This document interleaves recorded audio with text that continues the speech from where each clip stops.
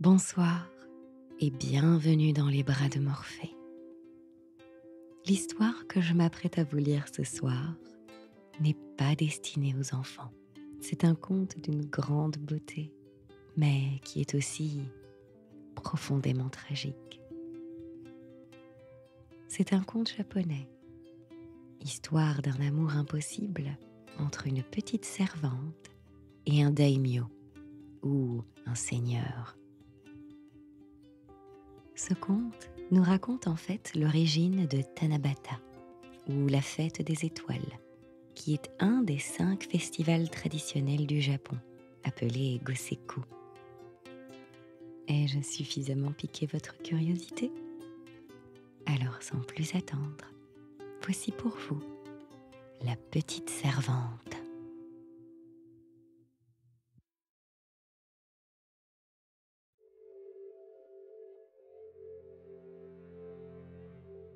Le joli palais aux toitures vernissées du daimyo Yotsu occupe, avec ses jardins, le sommet d'un coteau riant. Le cratère de Fusiyama se dresse à l'horizon. La vue s'étend sur une plaine fertile et bien cultivée. Dans les fonds, le riz pousse abondamment et des groupes d'hommes et de femmes, courbés vers l'eau où ils entrent à mi-jambe, se hâtent déjà pour le repiquage. Plus loin, c'est le thé, puis le mûrier au clair feuillage qui tranche sur une forêt de pins au dernier plan. Vers le milieu de cette fraîche vallée coule une rivière encore troublée par l'orage de la nuit. Une blonde buée imprime sur toutes ces choses une vague poésie, un charme qui va au cœur et qui, dans un instant, va se trouver dissipé par l'éclat brutal du soleil levant.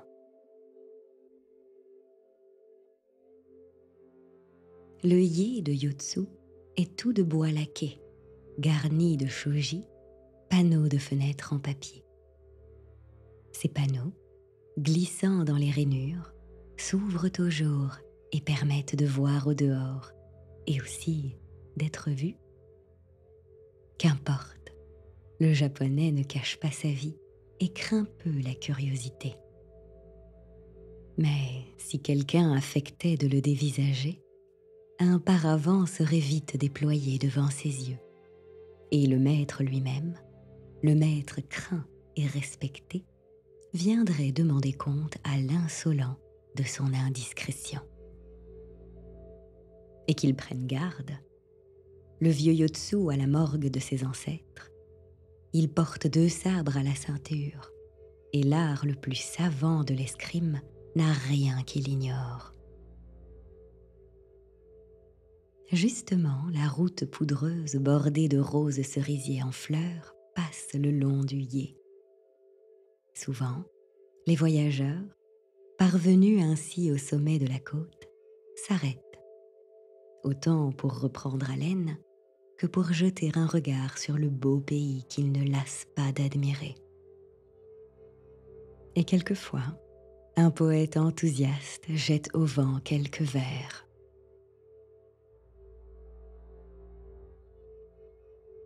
Ce matin-là, Nezumi, la petite servante de Yotsu, venait de tirer les shoji, et elle aperçut la terre toute couverte d'une couche légère de corolles roses et blanches, à tel point qu'on ne distinguait plus le sol devant les marches de bois laqué noir.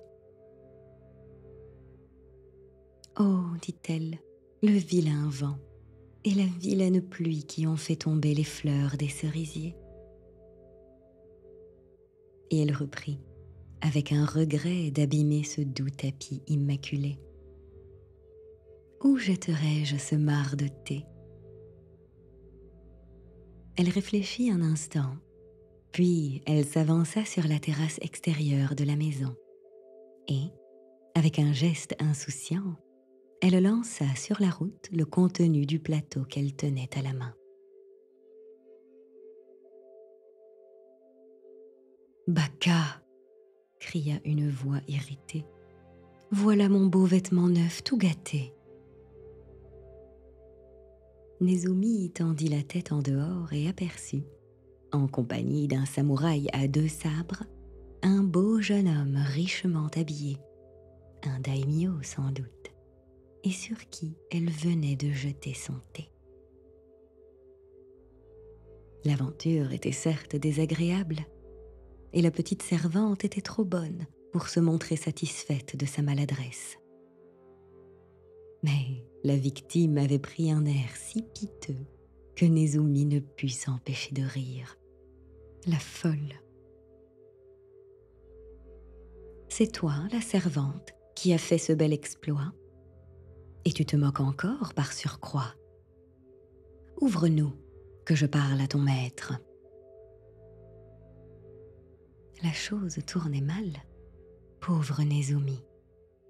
Sa gaieté intempestive la quitta, et c'est en tremblant qu'ayant posé le malencontreux plateau sur la table voisine, elle descendit ouvrir la porte aux nobles étrangers.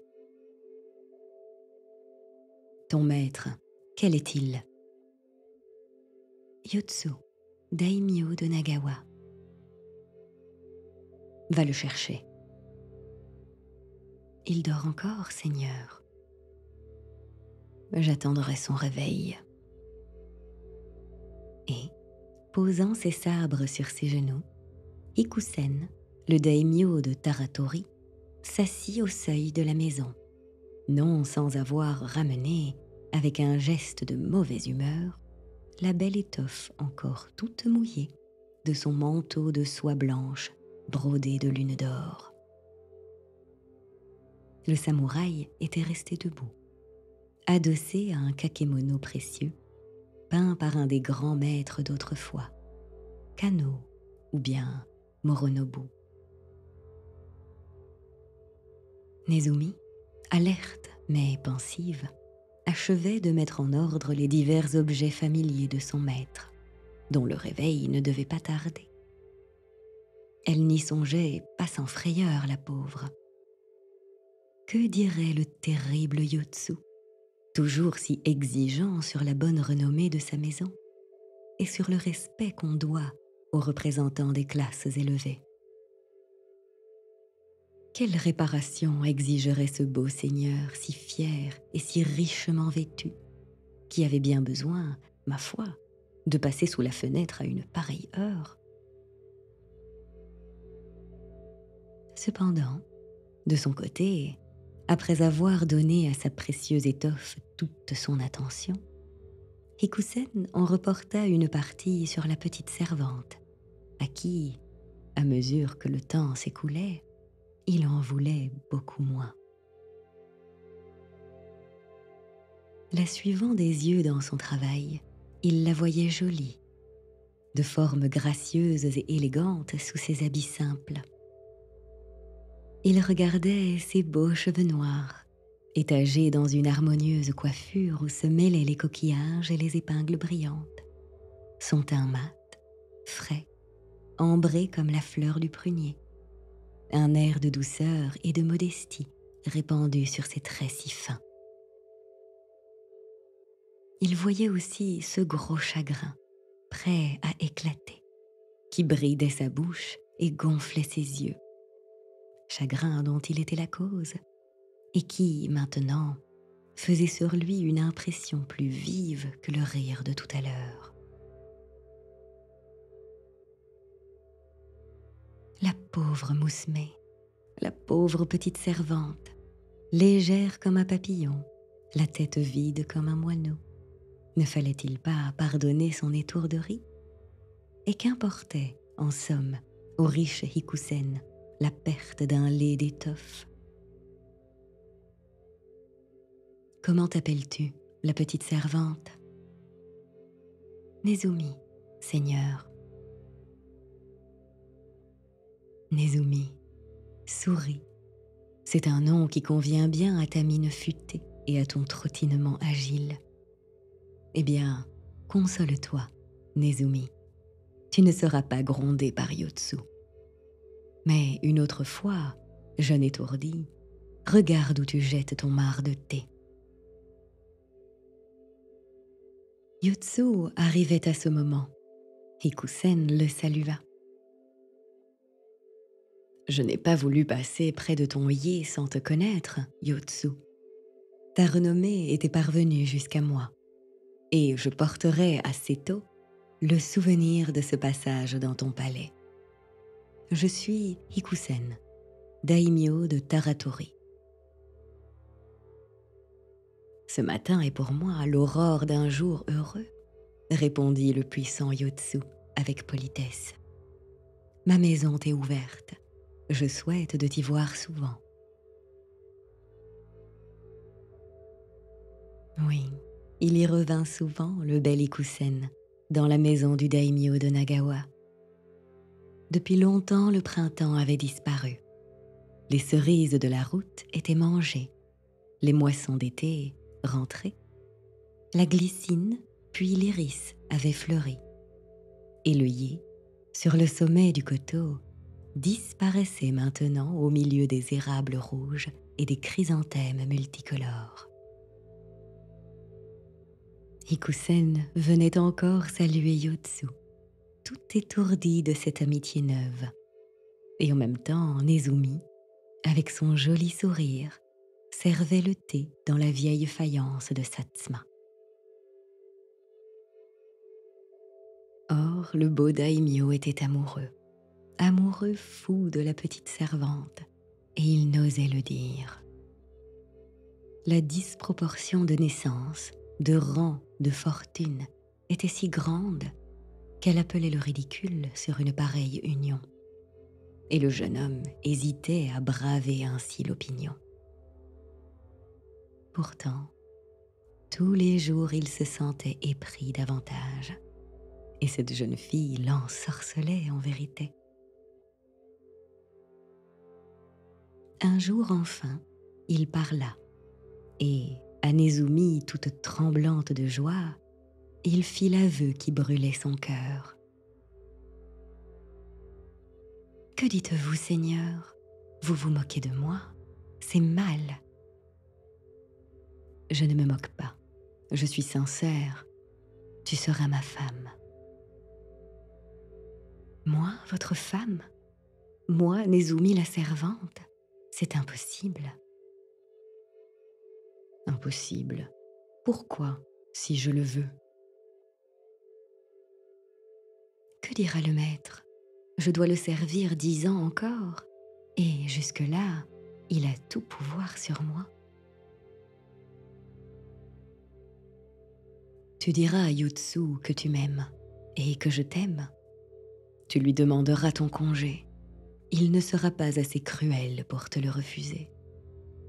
Ne dis pas non ainsi, Nezumi, car tu réussiras, j'en suis sûre. Quant à moi, je suis libre de mes actions, de ma fortune. Tu es digne de devenir mon épouse. Et lorsque tu seras dans mon palais, tu commanderas à tous le respect, aussi bien que si tu descendais d'un mikado. Voilà donc Nezumi sur le point de parler à son maître, le vieux et laid Yotsu. Certes, elle en aurait le courage. Non pas qu'elle se sentît éblouie, ni même séduite outre mesure par cette extraordinaire faveur dont elle ne se dissimulait pas les dangers. Mais, depuis ce printemps, elle aimait en secret Hikusen, rêve délicieux que la veille encore elle n'osait s'avouer à elle-même. Demain, il pourrait devenir une réalité, si elle ne rencontrait aucun obstacle de la part de celui qui disposait de son avenir. Elle ne voulait pas tarder davantage à demander ce consentement indispensable à son bonheur. Pourquoi, au surplus, Yotsu refuserait-il? Exigeant et brutal, il n'était pas cependant trop dur pour ses serviteurs. Et d'ailleurs, le mariage de Nezumi devait lui importer peu. Hélas, qu'elle était loin du but, la pauvre servante. Yotsu ne saisit pas tout d'abord le sens exact de la prière qui lui était adressée. La timide jeune fille, dans son émotion, embrouillait le manteau brodé, le marc de thé, Hikusen, les cerisiers en fleurs. Mais lorsqu'enfin le maître eut compris que Hikusen, son grand ami dont il admirait la constance, n'était venu chez lui si longtemps que pour voir sa servante, et que maintenant, chose lamentable et bien digne de la génération nouvelle, il voulait déroger et épouser une pauvre fille du peuple, il fut à la fois vexé et indigné. Vexé d'avoir joué le rôle de dupe, indigné de voir chez un homme de sa caste une mésalliance qui blessait tous les anciens préjugés, et dont il aurait à rougir, lui-même tout le premier, en tant que daimyo. Lorsqu'enfin Yotsu put parler, ce fut pour éclater en imprécations et en reproches, accompagnés de grands gestes de menace. Il rappela à Nezumi son origine obscure, sa condition humiliante, les durs travaux auxquels elle avait consacré son temps. Et il riait avec un gros rire moqueur, en comparant tout cela avec le haut rang auquel elle aspirait. D'ailleurs, ajouta-t-il, je suis bien bon, vraiment, de prendre à cœur une aussi sotte aventure. Retourne à ton travail, ambitieuse, et applique-toi à le bien faire, ou sinon. Quant au galant Hikusen, s'il revient ici, c'est moi qui le recevrai, et de façon qu'il s'en souvienne. Il s'éloigna, laissant Nezumi épouvanté d'un tel débordement de colère et d'injures. Lorsqu'il fut parti, la pauvre fille pleura longtemps sur la ruine de ses espérances, toutes les larmes de son cœur simple.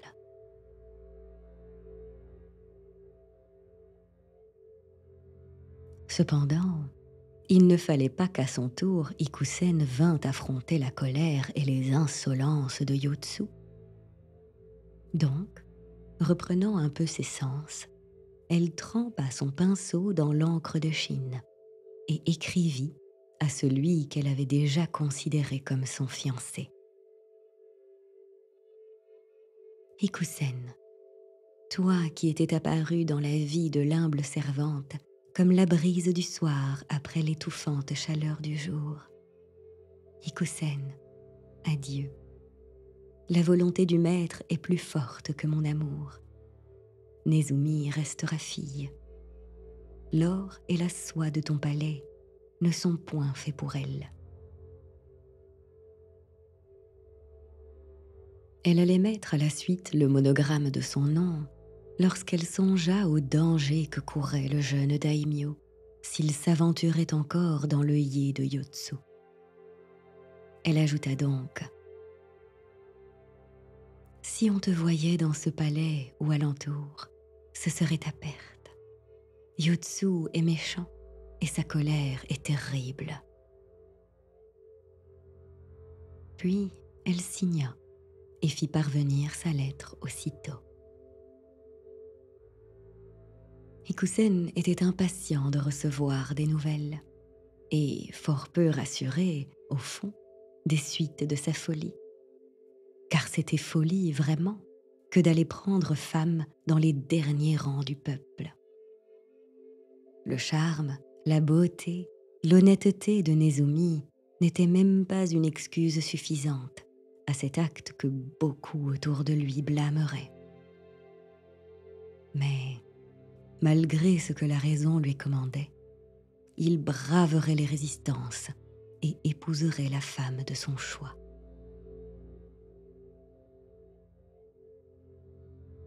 Dans son inconséquence de jeune écervelé, Il n'avait pas voulu s'attarder à l'hypothèse que le maître de Nezumi refuserait de la laisser partir.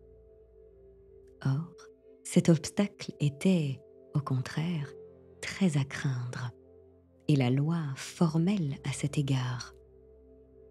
La servante devait son temps au maître pendant la durée du contrat. Elle ne pouvait se marier sans autorisation. Mais, bah, se disait Ikusen, à des circonstances extraordinaires, il faut des résolutions exceptionnelles. Et bien certainement Yotsu, son ami, ne se refuserait pas à favoriser leur bonheur. Sur ces beaux projets, sur ces illusions, la missive désolée de Nezumi tomba comme la neige tardive sur les fleurs du printemps. Le jeune homme fut tout bouleversé par l'annonce de cette rigueur inattendue. Et la dernière phrase, surtout, l'irrita vivement. Quoi? Ce Yotsu, cet homme laid et ridicule prétend m'intimider? Moi, Hikusen, le descendant des seigneurs de Taratori, célèbre dans tout le Nippon pour leur vaillance? Non seulement il contrecarre mes projets, mais encore il prétend m'interdire jusqu'à la route qui passe au bord de son palais, et qui pourtant est à tous, même aux mendiants. Si on l'écoutait, vraiment, ne faudrait-il pas quitter jusqu'à la province, parce que ce vieux fou a chez lui une servante à laquelle il tient? À se monter ainsi, Hikusen en arriva bientôt aux extrêmes. D'une voix irritée, il demanda ses sabres, et d'un pas fébrile, prit le chemin du palais de Yotsu.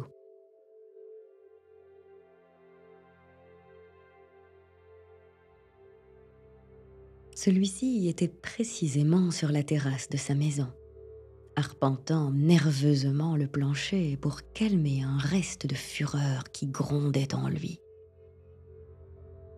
De là, comme l'on sait, il apercevait la route dans ses détours, et lorsqu'il vit venir Ikusen, il sentit se réveiller les sentiments divers qui l'avaient mis hors de lui quelques heures auparavant.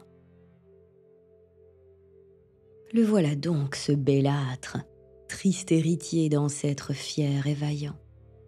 Il se moquait des gens plus âgés de lui, et il courtisait les servantes, sans souci de l'opinion de ses pairs et de l'honneur de sa caste.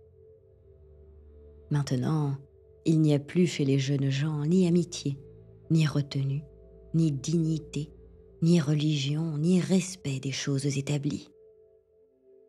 Comment les dieux tolèrent-ils de semblables désordres?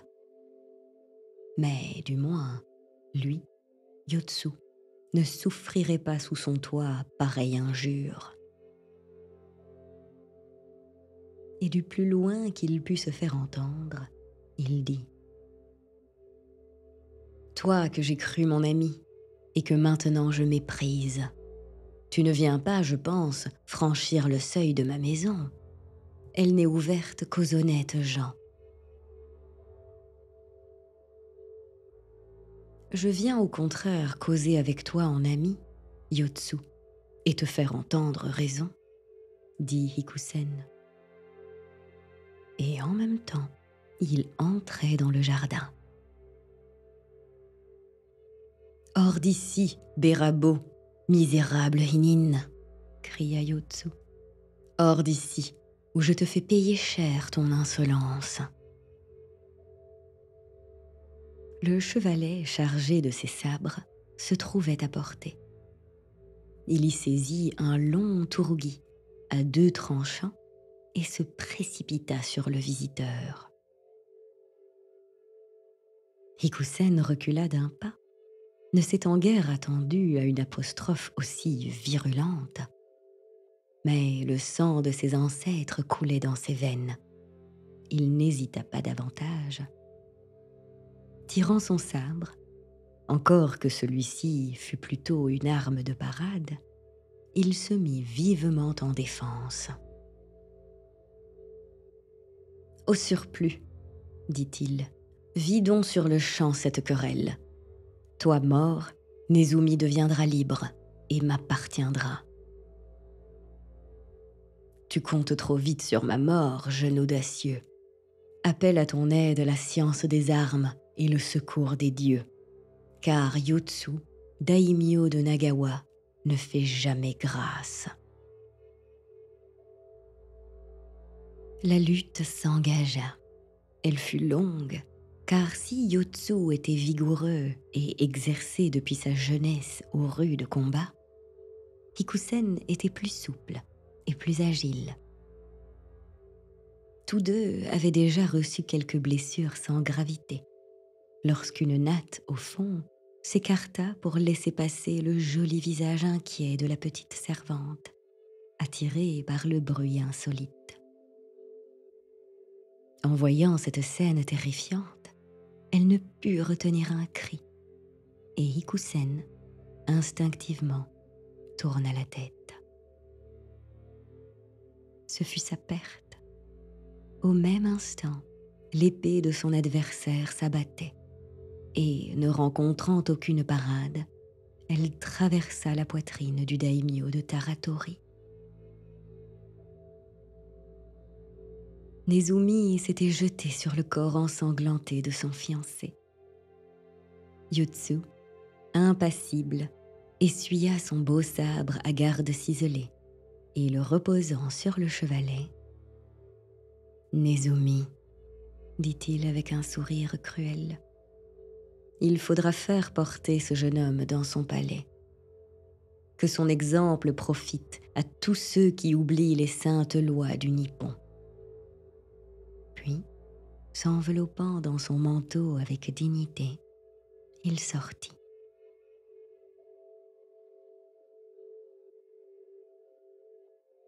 Ainsi, le bonheur à peine ébauché était à jamais rompu. Hikusen était mort, mort pour Nezumi et par Nezumi.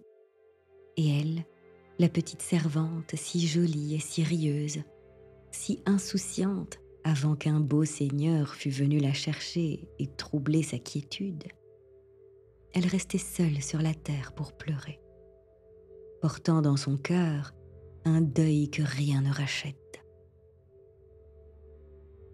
Elle, qui avait rêvé de vivre à côté de cet homme, de partager sa joie et ses douleurs, elle ne pourrait même pas assister à ses funérailles, suivre son cercueil jusqu'au cimetière, au milieu des pleureuses et des porteurs de lanternes. Mais aussi, elle devrait conserver devant les yeux, 10 ans encore, l'odieuse figure de ce maître redouté auquel elle devait son malheur. C'était trop souffrir. Qu'avait-elle fait, l'humble fille, pour être ainsi punie du ciel? Le ciel. En prononçant ce seul mot qui représentait à son esprit borné les puissances surnaturelles dont on lui parlait depuis l'enfance, elle sentit naître un espoir fou. Pourquoi?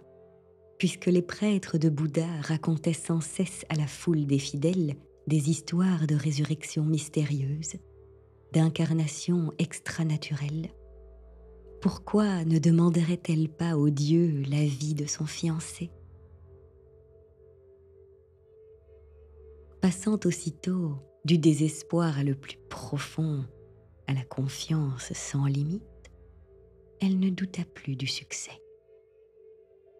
Elle se relève, presque joyeuse. Elle revêt ses plus beaux habits, écrit sur une feuille de papier de riz, suivant l'usage, l'objet de sa prière, et, sa boîte d'encens à la main, elle se dirige rapidement vers le temple, qui dressait son portique de bois sculpté au milieu des érables rouges, sur les premiers versants de la colline.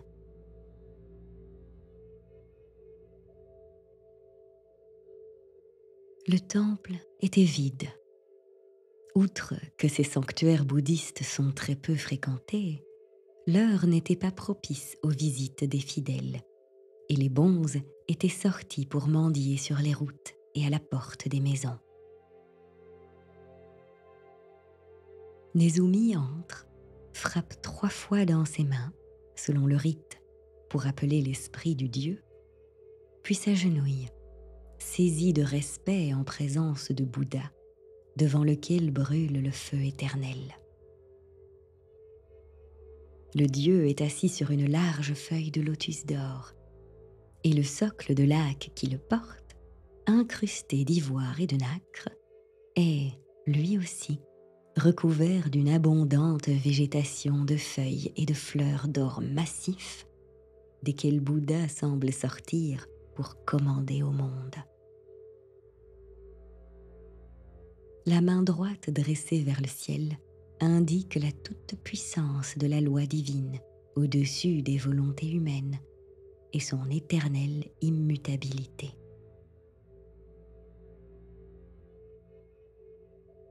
Pendant quelques instants, Nezumi, prosternée, reste muette. Sa demande lui paraît maintenant insensée et elle n'ose plus la formuler. Cependant, la fumée d'encens sortant de la cassolette allumée faisait autour du dieu de bronze une rose auréole, au milieu de laquelle se détachait la douce figure de Bouddha, dans son type conventionnel, un peu efféminé, calme et bon. La petite servante reprend courage. Le sanglot qui étreignait sa gorge éclate en larmes bienfaisantes qui soulagent son cœur oppressé. Et vers le Dieu monte la prière de la pauvre enfant éperdue. Bouddha, Bouddha, Hikusen, mon fiancé, est mort. Répare l'injuste destin et rends-lui la vie. Lentement, Bouddha abaissa ses paupières, entr'ouvrit ses lèvres de métal et, s'adressant à l'humble fidèle, « Hikusen était ton fiancé ?» dit-il.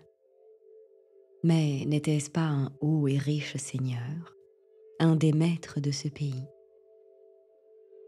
Oui. »« Et toi, qu'es-tu, jeune fille, pour prétendre à son alliance ? Tes vêtements sont simples, ton offrande est petite. Sur ce papier déployé devant mes yeux, ta demande est écrite d'une façon naïve et dans le style du peuple. Bouddha, puissant Bouddha, je suis une servante. Alors pourquoi aspires-tu si haut ? Pourquoi veux-tu t'asseoir près du trône quand le Dieu t'en a placé si loin ? Tu pleures ton fiancé ? Crois-tu que, s'il t'eût épousé, tu n'aurais pas pleuré souvent dans ta condition nouvelle ? Ton époux aurait-il résisté toujours au mépris des siens, au regret de sa mésalliance ? Aurais-tu brodé ses étoffes ? Aurais-tu peint ces kakémonos qu'aiment les hommes de son rang ? Aurais-tu parlé cette langue harmonieuse à laquelle l'ont habitué ses premiers bégaiements d'enfant ? Toi-même, que serais-tu devenue au milieu des princesses ? Quelle contenance aurais-tu gardée au milieu d'elles ? N'aurais-tu pas fait rire souvent de toi-même et de ton époux ? Nezumi ne trouvait rien à répondre. Son âme se glaçait à mesure que le dieu parlait avec son raisonnement rigoureux. « Il te sera pardonné, » reprit Bouddha, « parce que tu es jeune, inexpérimentée, et parce que toute femme est éblouie par l'attrait des richesses et d'une situation plus élevée. Hikusen, lui, a été puni parce que son esprit plus mûr devait l'empêcher de troubler ton repos, le préserver contre de semblables inconséquences et le défendre contre les entraînements. Nous nous aimions, murmura Nezumi. Ceux qui aiment ne raisonnent pas. Bouddha, à son tour, parut frappé de cette logique de femme qui s'opposait à la sienne.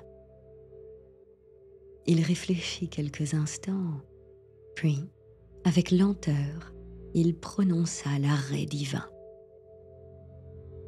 L'amour sans doute est une excuse, mais il ne peut rendre juste ce que la loi défend, ni rétablir ce que la volonté du ciel a détruit. Les yeux de la statue de bronze se fixèrent, immobiles, sur l'espace infini, et la figure reprit son impassible sérénité.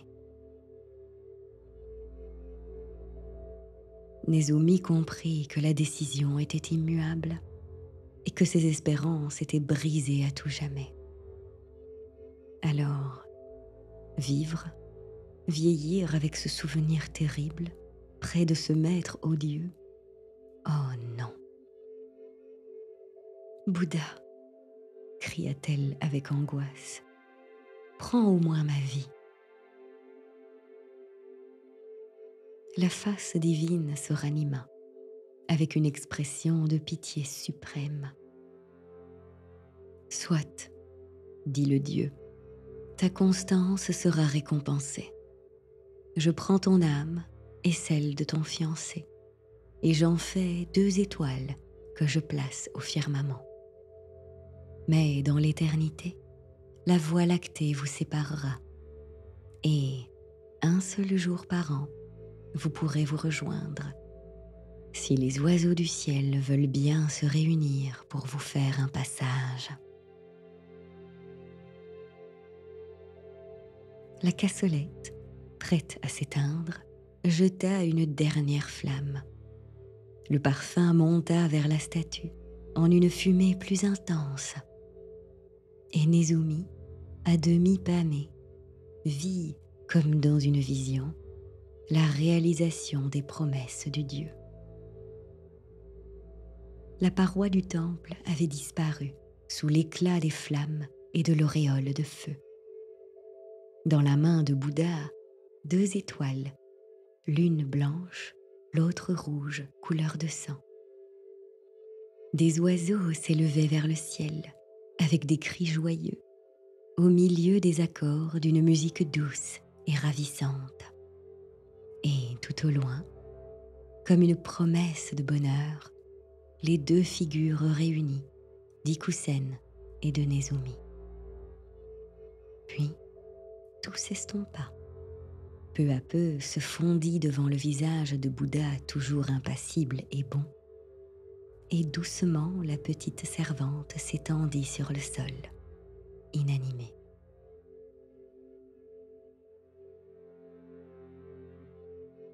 Dans tout le royaume du Japon, on célèbre à l'automne la fête du mariage des étoiles. C'est une des plus populaires et celle, sans contredit, dont les manifestations sont les plus charmantes. La ville est tout en joie, pavoisée, les rues retentissent de cris d'allégresse, la rivière ou la mer est sillonnée de barques, les fusées traversent l'air et éclatent en gerbes brillantes. Ce jour-là, les amoureux et les fiancés écrivent des noms et des souhaits sur de petits carrés de papier qu'ils jettent vers le ciel. Ils recueillent ensuite avec soin ceux qui retombent et qu'ils peuvent retrouver. Les autres, suivant la croyance, se sont transformés en oiseaux et sont allés porter ses vœux aux divinités propices.